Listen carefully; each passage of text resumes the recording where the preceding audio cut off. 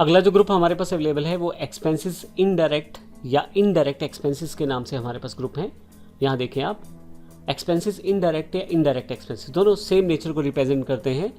वे सभी एक्सपेंसेस जो हमारे प्रॉफिट एंड लॉस को, नेट प्रॉफिट एंड लॉस को कैलकुलेट करने में प्रयोग किए जाते हैं, वे आपके इनडायरेक्ट एक्सपेंसेस या एक्सपेंसेस इनडायरेक्ट कहलाते हैं। जैसे डेप्रिसिएशन अकाउंट, सैलरी अकाउंट या इलेक्ट्रिसिटी बिल अकाउंट, इस तरह के एक्सपेंसेस जो आप बिजनेस एक्सपेंडिचर में करते हैं और जो हमारे प्रॉफिट एंड लॉस नेचर के रहते हैं, जिससे हम प्रॉफिट एंड लॉस को आसानी से कैलकुलेट कर सकते हैं, वे सभी के सभी इनडायरेक्ट एक्सपेंसेस या एक्सपेंसेस इनडायरेक्ट नेचर के अंतर्गत प्लेस किए जाते हैं। तो वो सभी लेजर्स, एग्जांपल मुझे डेप्रिसिएशन का लेजर बनाना है तो मुझे वो एक्सपेंसेस इनडायरेक्ट या इनडायरेक्ट एक्सपेंसेस के अंतर्गत बनाऊंगा मैं।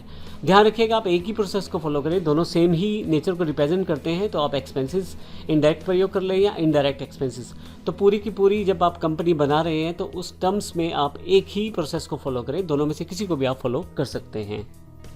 नेक्स्ट ग्रुप जो टैली प्राइम में हमारे पास अवेलेबल है, इनकम इनडायरेक्ट या इनडायरेक्ट इनकम। वे सभी इनकम जिससे हम अपना प्रॉफिट एंड लॉस कैलकुलेट कर सकते हैं प्रॉपरली, उसको हम इनडायरेक्ट इनकम या इनकम इनडायरेक्ट में प्लेस करते हैं। इसका अर्थ ये हुआ कि आपके पास जो प्रॉफिट एंड लॉस में इनकम्स को प्लेस किया जाता है, वे सभी इनकम आपके पास इस कैटेगरी में या इस ग्रुप के अंतर्गत प्लेस की जाती हैं।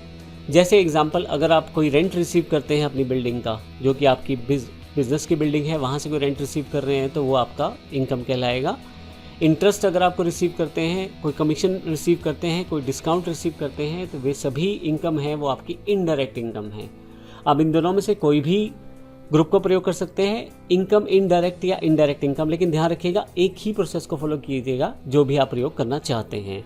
अगला जो ग्रुप हमारे पास है वो है फिक्स एसेट्स के रूप में। फिक्स एसेट यानी कि इमूवेबल प्रॉपर्टीज, इसमें आपकी टेंजिबल इनटेंजिबल दोनों तरह की एसेट्स कवर की जा सकती हैं। जैसे प्लांट एंड मशीनरी है, लैंड एंड बिल्डिंग है जो दिखाई देती हैं, वे एसेट्स भी आपकी फिक्स एसेट्स कहलाती हैं। और जो नहीं दिखाई देती, जैसे पेटेंट्स राइट्स हैं आपके या ट्रेडिंग राइट्स हैं, वे दिखाई तो नहीं देते लेकिन वो भी आपकी फिक्स एसेट्स की तरह ही काम करती हैं। हम अपनी आवश्यकता अनुसार चाहे तो फिक्स एसेट के अंतर्गत सब ग्रुप क्रिएट कर सकते हैं और अपनी एंट्रीज को आसानी से वर्कआउट कर सकते हैं। नेक्स्ट जो ग्रुप हमारे पास है इन्वेस्टमेंट्स का। इन्वेस्टमेंट जैसे कि नाम से आपको पता लगता है, जब भी हम कहीं पे एक्स्ट्रा इन्वेस्ट करते हैं और जहाँ से हम एक्स्ट्रा इनकम भी जनरेट कर सकते हैं, तो इस तरह की इन्वेस्टमेंट्स, जैसे अगर हमने बैंक में कोई पैसा जमा करवा दिया है, जैसे फिक्स डिपॉजिट, रेकरिंग डिपॉजिट, तो इस तरह की इन्वेस्टमेंट्स हमारी इस ग्रुप के अंतर्गत शामिल की जाती हैं, जहाँ से हम एक्स्ट्रा इनकम को वर्कआउट कर सकते हैं, एक्स्ट्रा इनकम बिजनेस के लिए तैयार कर सकते हैं। जब भी हम बिजनेस चलाते हैं तो कुछ खर्चे ऐसे होते हैं जो हमें कई बार एडवांस में करने पड़ते हैं।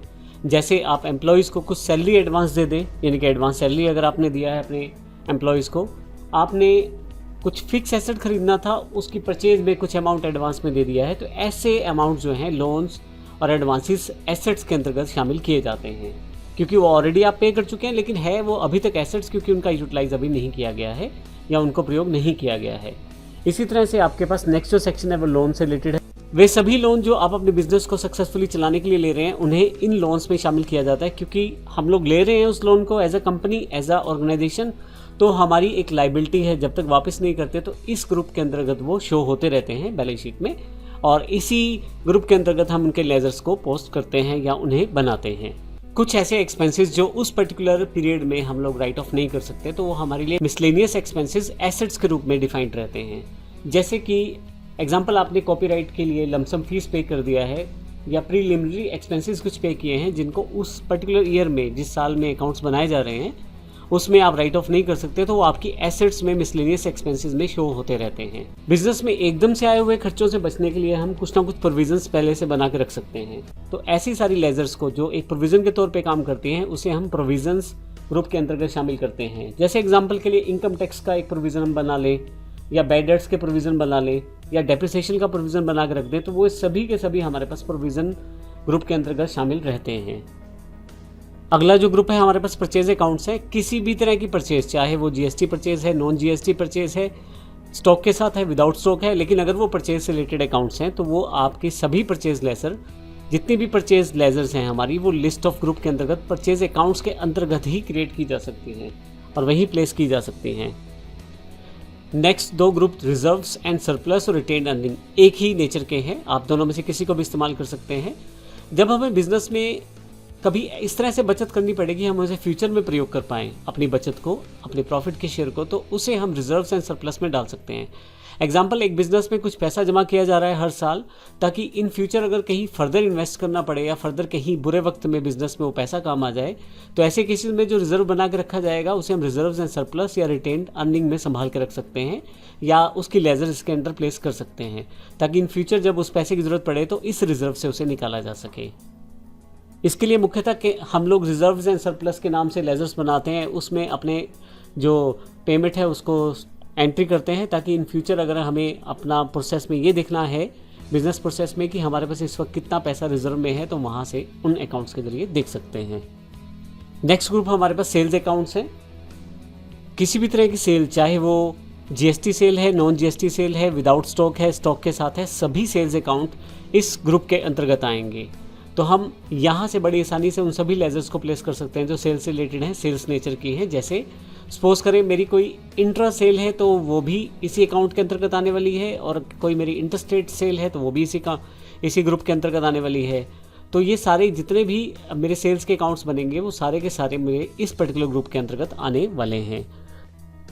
जैसा कि आपको पता होगा जीएसटी में अलग अलग दर की सेल रहती है, तो ऐसे केसेस में जीएसटी जो हमारे पास स्पेसिफिक दरें होती हैं, स्पेसिफिक परसेंटेज हमारी होती हैं, उनके अकॉर्डिंग हम सेल्स अकाउंट क्रिएट कर सकते हैं, जिनको आने वाले एग्जांपल्स में भी देखेंगे, ताकि हम हर एक तरह की क्लासीफाई सेल को एक जगह पर समराइज रूप में देख पाएँ।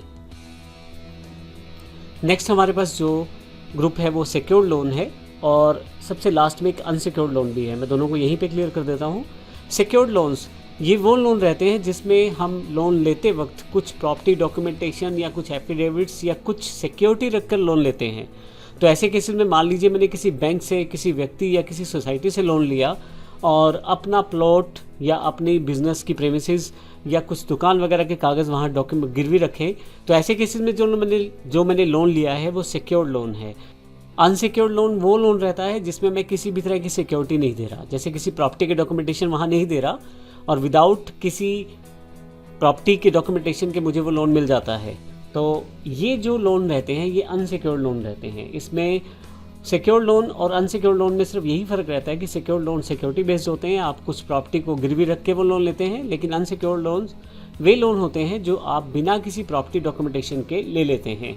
तो मुख्यतः इनके जो अकाउंट्स होते हैं सारे के सारे लायबिलिटी नेचर के हैं। तो बैंक अकाउंट से अगर आपने किसी बैंक से लोन लिया है, किसी व्यक्ति से लोन लिया है, किसी सोसाइटी से लोन लिया है, तो ऐसे केसेस में ये सारे लोन हमारे सिक्योर्ड या अनसिक्योर्ड कहलाएंगे। डिपेंड करता है, अगर आपने कुछ सिक्योरिटी रखी है तो सिक्योर्ड लोन, और अगर आपने कोई सिक्योरिटी नहीं रखी तो वो अनसिक्योर्ड लोन्स कहलाते हैं। बिजनेस में जो माल हमारे पास पड़ा रह जाता है उसे स्टॉक कहते हैं, यानी कि जो अभी बिका नहीं है माल वो हमारे पास स्टॉक है। तो उस स्टॉक को शो करने के लिए हम स्टॉक इन हैंड ग्रुप का प्रयोग करते हैं। जब आप अकाउंट्स विद इन्वेंट्री करते हैं, यानी कि आप जहां अकाउंट्स के साथ साथ इन्वेंट्री को भी एंट्री कर रहे हैं अपने अकाउंट्स में, उसे आप बना रहे हैं या लेजर्स एंट्रीज कर रहे हैं, तो उस केस में इसका प्रयोग नहीं होता। लेकिन यदि आप केवल अकाउंट्स ओनली में काम करेंगे तो ऐसे केसेस में स्टॉक इन हैंड का प्रयोग करना ज़रूरी हो जाता है। वहाँ पे आप स्टॉक इन हैंड को शो करने के लिए इस ग्रुप का प्रयोग आप कर पाएंगे। नेक्स्ट ग्रुप जो हमारे पास है वो सन्ड्री क्रेडिटर्स के नाम से है। जब हम किसी से परचेज़ करते हैं और उधार परचेज़ करते हैं तो ऐसे केस में हमें पैसा वापस देना होता है, तो ये एक हमारी लायबिलिटी रहती है। तो ऐसे केसेस में वे सभी व्यक्ति, कंपनियां या फर्में जिनसे आपने माल खरीदा है और जिसका पैसा अभी देना है, उनकी जानकारी हम सन्ड्री क्रेडिटर्स ग्रुप के अंतर्गत प्लेस करते हैं। यानी कि सन्ड्री क्रेडिटर्स में वे सभी लेजर्स आती हैं जिन लोगों से आपने माल खरीदा है और उधार खरीदा है। और इसी तरह से सन्ड्री डेटर्स, जब हम माल बेचते हैं किसी को तो हमें भी काफ़ी सारे व्यक्तियों से पैसा लेना होता है। तो वो व्यक्ति जिनको आप उधार माल बेचते हैं और उन लोगों ने आपका पैसा देना है, तो वे सभी के सभी आपकी सन्ड्री डेटर्स के अंतर्गत एंट्रीज में शामिल रहते हैं। तो इस केस में वे सभी लेजर्स जिनको आपने सेल किया है और उधार सेल किया है और आपने पैसे अभी लेने हैं, तो उनकी सारी लेजर्स सन्ड्री डेटर्स के अंतर्गत प्लेस होने वाली हैं।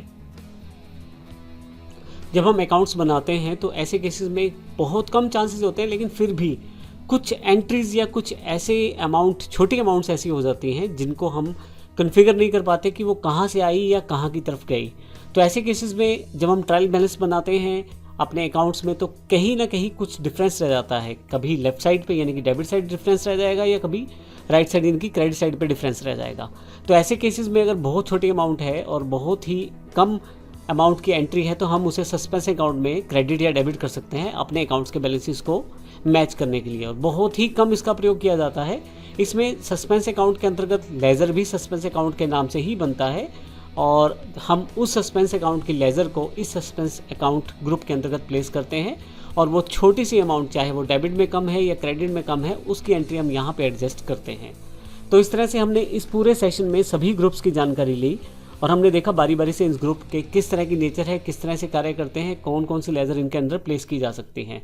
आने वाले सेशन में प्रैक्टिकल रूप में देखेंगे किस प्रकार से हम लेज़र क्रिएट कर सकते हैं और किस प्रकार से अपने अकाउंट्स को क्रिएट कर सकते हैं। धन्यवाद।